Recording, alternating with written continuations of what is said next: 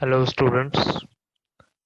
Well, this is our lecture week and lecture number 31, 32 and 33. In the last lecture we have discussed about some numerical integration in which we have discussed trapezoidal formula and Simpson 1/3 rule and Simpson 3/8 rule. We have done some examples and practice problems for basic understanding. Uh, in this lecture, we will solve some end of chapter problems so we can have a clear idea about these three different uh, numerical integration uh, rules.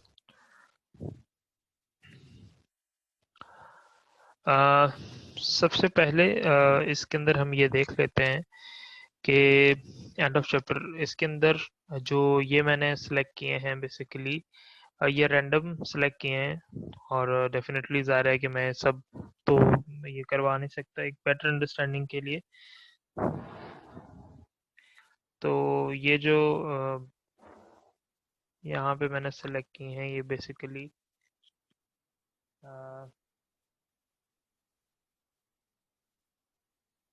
Book addition 7, ठीक है। तो ये 7th addition से ये जिसकी exercise की series चली आ रही है जो हमारे पास अनसॉल्व्ड प्रॉब्लम्स हैं, तो कुछ प्रॉब्लम्स मैंने इस यहाँ पे सॉल्व किए हैं और जिसको हम अभी वन बाय वन करके देखेंगे और एक बेटर अंडरस्टैंडिंग हमारी डेवलप हो जाएगी इन सॉल्विंग क्वेश्चंस। तो सबसे पहले हम क्वेश्चन देख लेते हैं जो कि है एक्सरसाइज का 21.1, जिसमें ये कहता है evaluate the following integral integral pi by 2 जिसकी लिमिट है 0, 6 + 3 cos x dx। अब वो कहता है इसको सॉल्व कीजिए एनालिटिकली। बी पार्ट में वो हमसे कहता है कि single application of the trapezoidal rule, और सी पार्ट में फिर वो हमसे कहता है कि multiple application trapezoidal rule with n is equal to 2 और n इज इक्वल टू 4। और ये हम अपने लास्ट लेक्चर में डिस्कस कर चुके हैं। ये n क्या था, ये बेसिकली इंटरवल है और हम ये भी डिस्कस कर चुके हैं कि जहाँ पे इंटरवल ज़ाहिर है जो नंबर ऑफ इंटरवल दिया हो वो हम उसको एज इट इज़ वही अज्यूम करते हैं। और लास्ट एग्जांपल जो हम लास्ट में जब हमने किया था तो उसके अंदर हमने मल्टीपल एप्लीकेशन का फार्मूला यूज किया था। Definitely single application of the trapezoidal rule इसका एक डिफरेंट फार्मूला, और ये जो सिंगल एप्लीकेशन है डेफिनेटली इसका फार्मूला ज्यादा आसान है as compare to multiple application का। उसके बाद सिम्पसन 1/3 एंड 3/8 रूल है। अच्छा, रीजन क्या है, इन ज़ाहिर की बुक का क्वेश्चन है ये। रीजन ये है कि इसको सवाल को अगर हम समझें, सबसे पहले कहा गया एनालिटिकली। एनालिटिकली का मतलब है कि जिस तरह पहले हम सिंपल जो अपना इंटीग्रेशन के जो हमारे पास क्वेश्चंस होते हैं उनको हम जिस तरह सॉल्व करते हैं हम उनको सॉल्व करेंगे और वो हमारा एनालिटिकल पार्ट हो जाएगा।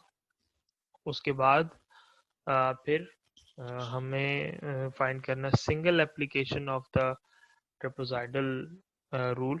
ज़ाहिर है कि उसका फार्मूला हम लगाएंगे, फिर देखेंगे कौन सा फार्मूला लगता है। उसके बाद फिर multiple application trapezoidal rule with n is equal to 2 और n इज इक्वल टू 4। ये हमें नंबर ऑफ इंटरवल दिए गए हैं तो फिर हमने इनके हिसाब से करना। फिर सिम्पसन 1/3 और जो 3/8 रूल है उसको अप्लाई करेंगे। तो ये हमें कुछ चीज़ें फाइंड करनी है इसकी। अच्छा, सोल्यूशन इसका हम स्टार्ट करते हैं बिल्कुल। अ,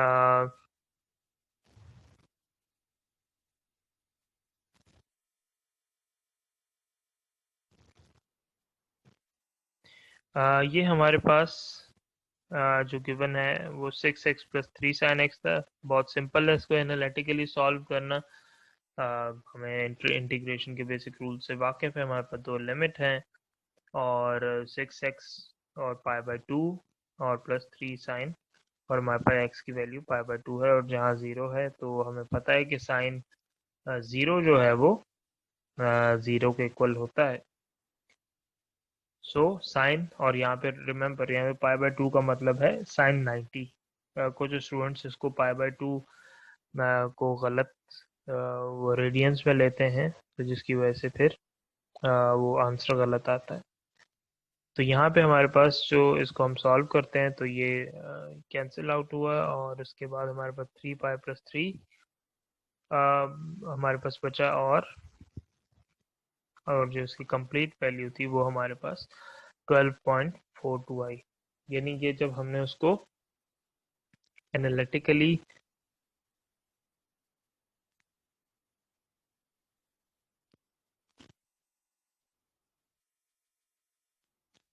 सॉल्व किया, उसके बाद जब हमने सिंगल ट्रेपेजॉइडल रूल जब अप्लाई किया है, और ये वाला जो फॉर्मूला है ये बेसिकली आपके पास सिंगल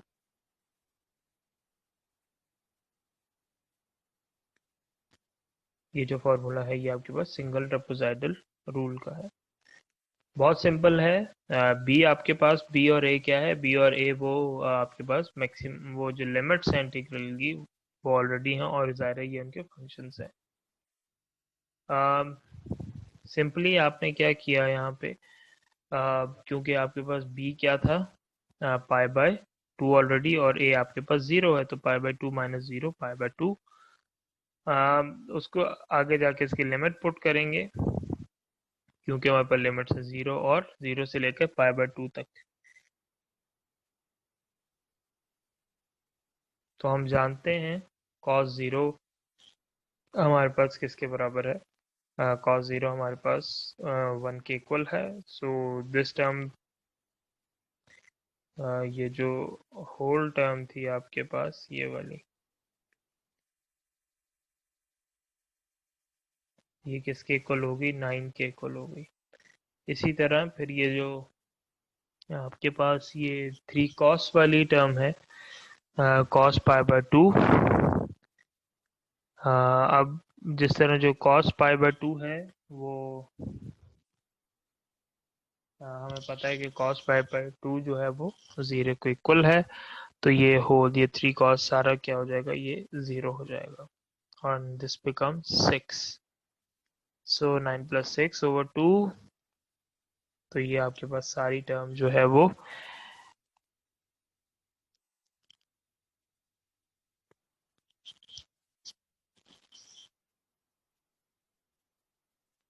11.78 बनी है। और ये आपके पास किससे आई है, सिंगल ट्रेपेजॉइडल रूल से आई है।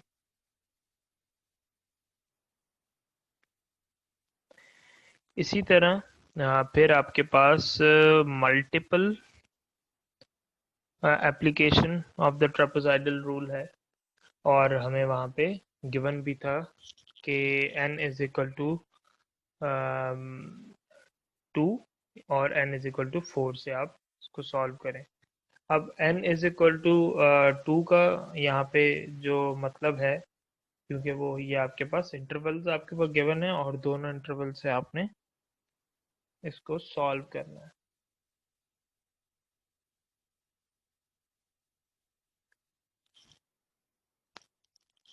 h आपके पास इसका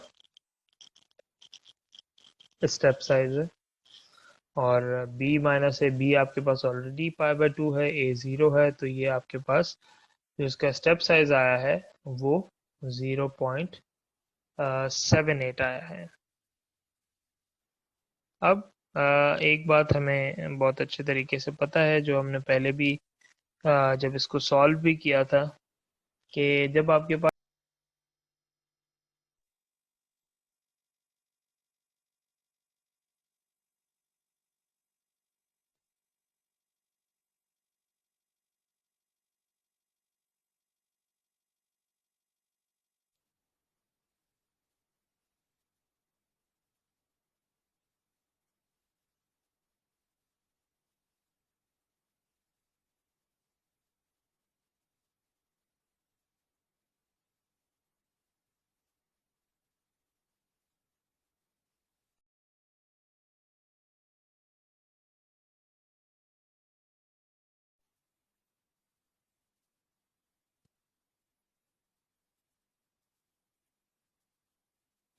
यहाँ पे जब हमने इसको पहले भी सॉल्व किया था तो ये 0.78 जो हमारे पास h की वैल्यू आई थी, जिसका मतलब है कि फॉर एग्जांपल यहाँ पे मेरे पास x नॉट, क्योंकि मेरे पास क्या था, x नॉट मेरे पास 0 है, और जब मैं x1 की वैल्यू निकालूंगा तो क्या हो जाएगा, 0 प्लस जो आपके पास जो आपके पास h की वैल्यू होगी वो मज़ीद जो है इसके अंदर ऐड होती जाएगी। मतलब ये कि यहाँ पे आपके पास 0.78 जो कि 0.78 तक आएगा। फिर जब आप x2 पे जाएंगे तो x2 पे आपके पास 0.78 और प्लस 0.78 जो कि आपके पास 1.54 या आपके पास 1.56 तक बनता है। और जो कि आपके पास क्या है, लिमिट है। लिमिट आपके पास मैक्सिमम क्या थी, जो है वो π/2 की थी, और π/2 का मतलब है कि 3.14 को आप 2 से डिवाइड कर लें तो आपके पास इतनी ही जो है वो वैल्यू बचती है। तो ये मैं, क्योंकि अगर हम उससे 1.56 यानी इससे एक्सीड करते हैं तो वो फिर हमारी उस जो अपर लिमिट है उससे क्या हो जाएगी, आउट हो जाएगी, और वो हम नहीं कर सकते। तो यहाँ पे हमारे पास मैक्सिमम जो रेंज में है वो आपके पास यही वैल्यू थी। तो इसी वजह से यहाँ पे हमने x0, x1 और x2 लिया है। अब ये आपके पास फॉर्मूले का है 2, और सिंपल एक्स नॉट आपके पास, यहाँ पे एक्स नॉट का मतलब है कि जो आपके पास ये वैल्यू जो आपके पास आपकी इक्वेशन थी, जो आपके पास ये वाली इक्वेशन थी, यहाँ पे जब सॉरी ये नीचे वाली, जब आपने इसको निकाल लिया तो यहाँ पे जब आपने 0 रखा था तो आपके पास क्या वैल्यू आई थी, ये वाली, यानी 6 + 3 cos 0, तो आपके पास क्या वैल्यू आई थी, यानी 9 आई थी, जो आप यहाँ पे ये ये 6 + cos 0 आपने निकाला तो आपके पास 9 आई थी। इसी तरह जब आप इसको cos 0 के बजाय यहाँ पे आप नेक्स्ट वैल्यू यानी जो 0.78 है जब वो रखेंगे तो आपके पास 8 पॉइंट समथिंग आएगा, और इसी तरह जब आप 1.56 रखेंगे तो आपके पास मजीद एक और नई वैल्यू आएगी, जो हम ऑलरेडी हमने यहाँ पे यानी 9 8.132 ये क्या रखने पे आई है, वो आपकी मेन टर्म में रखने यानी 0.78 रखने से आई है। इसी के तरह ये जो x2 थी, जो x2 की वैल्यू आई है, ये क्या रखने से आई है, जो आपने 1.56 की वैल्यू जो कॉस्ट में आपने रखी थी। इसी तरह h आपके ऑलरेडी आप निकाल चुके हैं, तो आप सिंपल इसको कैलकुलेट करेंगे तो आई 12.19 आपके पास आया है जब आप n = 2 पे थे, और ये हमें क्वेश्चन के अंदर 2 पार्ट्स के बनते हैं। इसी तरह से जब हमें नेक्स्ट स्टेप में ये कहा गया था कि आप सेम जो है वो n = 4 से भी कीजिए। अब n = 4 से जब हम करते हैं तो हमारे पास एक लिमिटेशंस थी, वो क्या थी कि h का जो हमारे पास फॉर्मूला है वो था b-a, वो हमारे पास फॉर्मूला था b-a/n।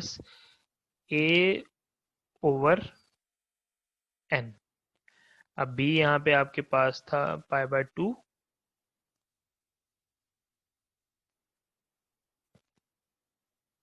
-0 ओवर h, आप n क्या था आपके पास 4, तो π/2/4 आपके पास आ गया, जो कि किसके बराबर हो गया आपके पास 0.392, और इसको मैंने अभी 0.4 से एज्यूम करके कर लिया है, लेकिन आप लोग एग्जैक्ट 0.392 वैल्यू रखेंगे, क्योंकि एरर के भी उसके अंदर फिर अ, क्योंकि एरर की वैल्यू पे आपका फर्क पड़ सकता है इससे। तो अगेन हम वही प्रैक्टिस फॉलो करेंगे, जस्ट लाइक अच्छा, ये जो y की फॉर्म में यहाँ पे लिखा हुआ है, आप चाहे y नॉट की फॉर्म में लिख दें या आप उसके x के फंक्शन की फॉर्म में लिख दें, तो वो कोई बात नहीं है, वो आप जिस तरह मर्जी चाहे। तो इससे कंफ्यूज नहीं होना है कि ऊपर x से किया और नीचे y से कर दिया, नहीं, ये उसी का फंक्शन है। तो सिंपल, मैं अगर यहाँ पे आपको मैं बता दूं ये कैसे कैलकुलेट किया है।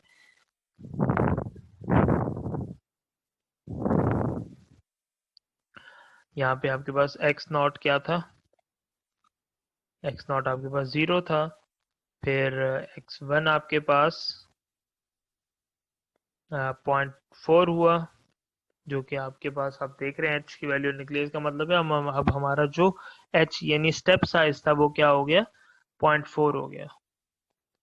इसी तरह x2 जो था वो अब मेरे पास क्या होगा, वो होगा 0.4 प्लस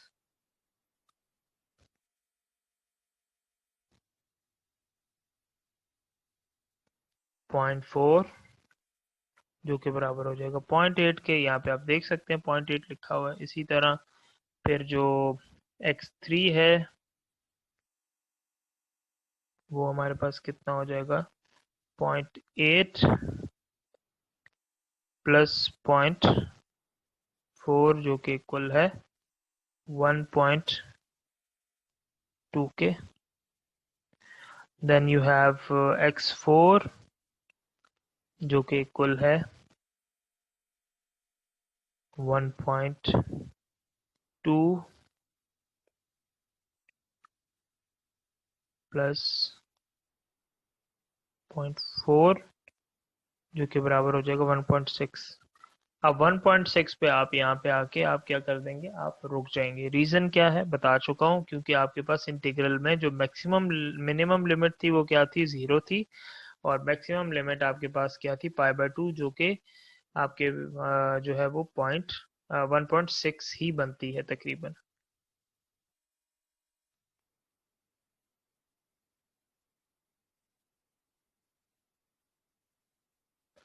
तो सिंपल हमने इसको फॉर्मूला में ये जो एक्स और वाई का जो हमने टेबल बनाया, तो वाई नॉट में आप 9 पुट करेंगे, प्लस y1 की ये वैल्यू है, y2 की ये है, y3 की ये है, और y4 की ये वैल्यू है। तो जब ये आप पुट करेंगे तो आपके पास आई की एक वैल्यू आ जाएगी, जो कि 12.5586 के आप ये वैल्यू है। ठीक है, अब आप देख रहे हैं कि आपके पास तीनों वैल्यूज में थोड़ा बहुत चेंज आता जा रहा है। अब वो क्यों आ रहा है ये हम आगे बिल्कुल लास्ट में आके डिस्कस करेंगे। अब दो मेथड से तो हमने कर लिया। अब जो तीसरा मेथड कहा गया है वो है सिम्पसन वन थर्ड रूल का। और जो सिम्पसन वन थर्ड रूल है उसके अंदर भी सबसे पहले हमने क्या निकालना है, अपने स्टेप साइज निकालना है, और स्टेप साइज हमने 0.78 निकाला है। और सेम ये जो यहाँ पे काम हमने किया हुआ है उसको हम उसी तरह फंक्शन के अंदर उसकी जो हमारे पास मेन क्वेश्चन था आपके पास उसके अंदर उसकी वैल्यू हमने रखी है, और हमारे पास ये x naught x one x two के ऊपर हमारे पास ये सर्टेन वैल्यूज आ रही हैं।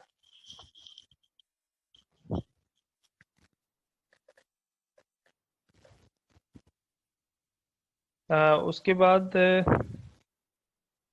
आपके पास ये जो आई की वैल्यू है, आपने आई फाइंड करना है। तो हमारे पास ये फॉर्मूला है सिम्पसन रूल का, h/3। h हमारे पास स्टेप साइज है, F x not 4f(x1) f(x2), h हमारे पास स्टेप साइज गिवन था, हमने ये वैल्यू पुट की है सारी। और ये जो 8.13 और 6.023 की ऑलरेडी मैं बता भी चुका हूँ ये आपके पास कहाँ से आई है। तो आई यहाँ पे आपके पास 12.36 आ गया using Simpson one third rule.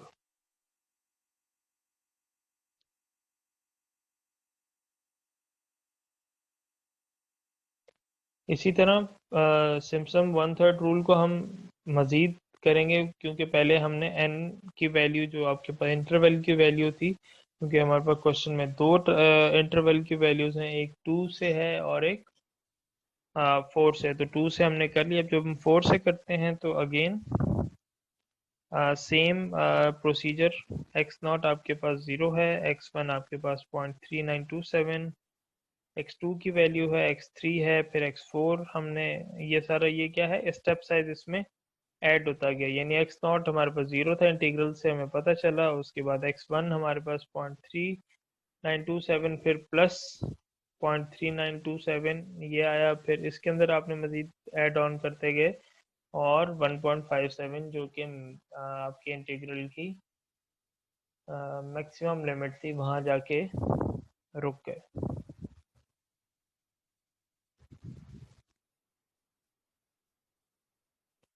उसके बाद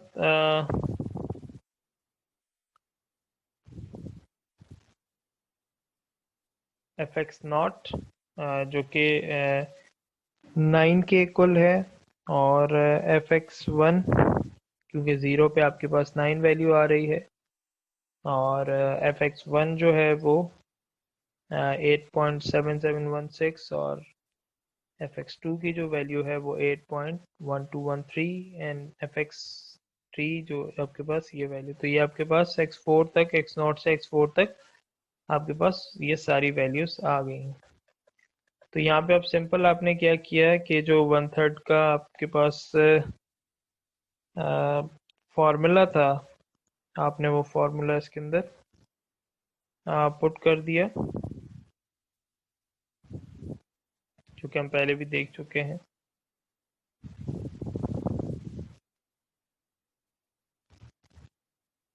और ये फॉर्मूला पुट करने के बाद हमारे पास जो आई की वैल्यू आई है वो 12.4252 आई है। तो ये तो हो गया 1/3 रूल। इसी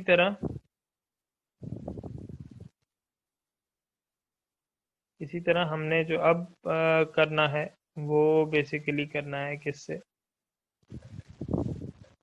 सिम्पसन 3/8 रूल से। अच्छा, जो बुक के अंदर इस तरह के जो क्वेश्चंस होते हैं वो बेसिकली आपकी एक प्रैक्टिस भी करवाते हैं, कि आप एक ही क्वेश्चन को बार बार करेंगे, और अभी हम जब इसका रिलेटिव एरर भी निकालेंगे तो उससे हमें क्लियर आइडिया हो जाएगा कि जो बेसिक इनका मकसद है ये क्वेश्चंस करने का वो क्या है। तो एच हमारे पास b-a, बी हमारे पास वैल्यू हमें गिवन थी, और ये सर्टेन वैल्यू आई है। और अच्छा, याद रखिएगा जो सिम्पसन रूल है उसके अंदर जो 3/8 रूल है उसके अंदर ये जो 3 है, ये सैमसंग 3/8 रूल सिंपल है। तो यहाँ पे जो n है वो 3 ही रहेगा, ये फॉर्मूले का है।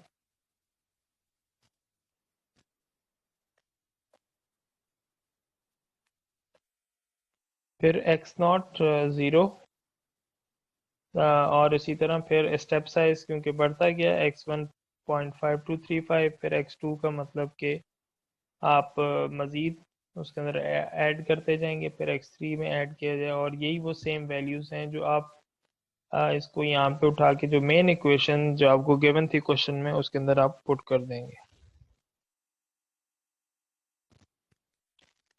फिर ये आपके पास जो है वो फॉर्मूला गिवन है, और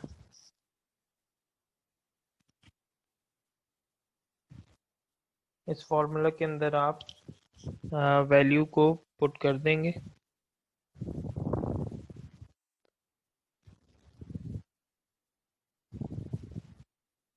यानी 3h/8, ये तो आपके फॉर्मूला का है, h आपके पास आपने फाइंड आउट कर लिया है। तो ये आपके पास 0.523, और ये सारी वैल्यूज आपने पुट की, तो आपके पास आई आपके पास 12.42 आ गया।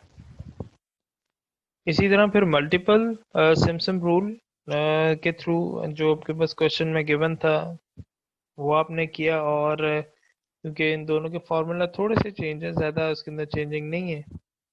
तो बी आपके पास ऑलरेडी आपको पता था, मैक्सिमम लिमिट है आपके पास π/2, जो आपने यहाँ पे अप्लाई की, और फिर ए आपके पास 0 है, और इसी तरह जो एन यहाँ पे आपको गिवन है वो 5 है।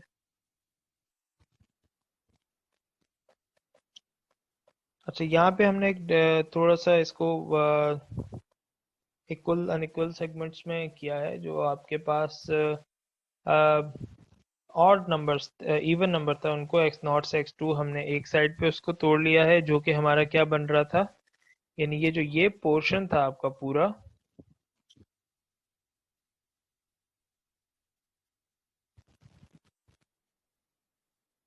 जो आपके पास ये वाला पूरा पोर्शन था, ये ऑलरेडी क्या बन रहा था आपके पास, ये सिम्पसन वन थर्ड रूल पे बन रहा था। तो हमने इसको भी लिख लिया, और इसी तरह फिर ये वाला पोर्शन था, ये ऑलरेडी आपके पास जो है वो सिम्पसन थ्री एट रूल पे था, तो हमने इन दोनों को लिख दिया।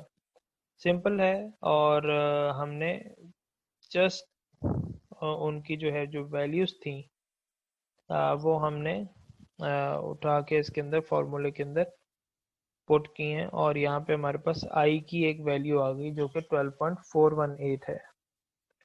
अब अगर ज़रा आप इनकी वैल्यूज़ को कंपेयर करें, और आखिर में जब हम कंक्लूजन देख रहे होंगे इसका, तो उसके अंदर हम इसको जो है वो डिटेल में डिस्कस भी करेंगे कि ये जो हमने इसको इस तरह से किया है, तो इसका हमें जो है वो क्या यहाँ पे इसकी ज़रूरत थी और क्यों किया था, क्योंकि रिलेटिव एरर भी हमने निकालना है। कि आप ये देखें कि जो हमने 3/8 जो मल्टीपल रूल से कि यहाँ पे आई की आपके पास वैल्यू है 12.418, और इससे पहले जो हमने किया तो 12.42 है, फिर 12.4252 है। इसी तरह ऊपर आप उससे करेंगे वन थर्ड से 12.56, फिर आप ट्रिपल वन थर्ड एक n इज इक्वल टू 2, यानी नंबर ऑफ इंटरवल जब आपके पास 2 होंगे तो फिर आपके पास 12.5586 वैल्यू आ रही है। इसी तरह जब आप उससे कर रहे थे, जब आपने सिंगल ट्रेपेजॉइडल से किया है तो 11.78 आई है। और ये आपकी एग्जैक्ट वो वैल्यू है जो कि एनालिटिकली आपने जो अपने सिंपल जो इंटीग्रेशन का जो तरीका होता है उससे आपने की है, तो उससे आपके पास वैल्यू क्या आई है 12.42। तो ये डिफरेंट जो है वो हम जब इसका एरर रेट निकालेंगे तो वो हमें यहीं पे वो, क्योंकि हमें डिफरेंट वैल्यूज मिलती हैं, जिसकी वजह से हम फिर इनका एरर रेट निकाल सकते हैं। तो ये एक बड़ी बुक की अच्छी एग्जाम एक्सरसाइज का क्वेश्चन था जो कि बड़ा डिटेल था। और इस तरह के जो एंड ऑफ चैप्टर्स हैं, अगर आप उनकी एक बेहतर प्रैक्टिस कर लें तो no doubt it will be easy for you कि आप उसको अच्छे तरीके से इसको सॉल्व भी कर सकते हैं। सो अभी ये तो पार्ट 1 था। अभी हम जो है पार्ट 2 के अंदर मज़ीद जो है वो इसकी कुछ एग्जाम्पल्स देखेंगे। और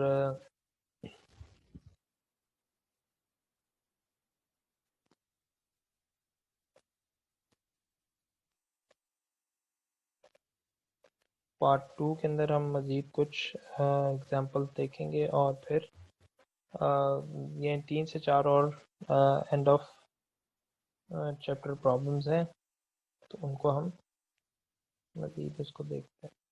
थैंक यू क्लास।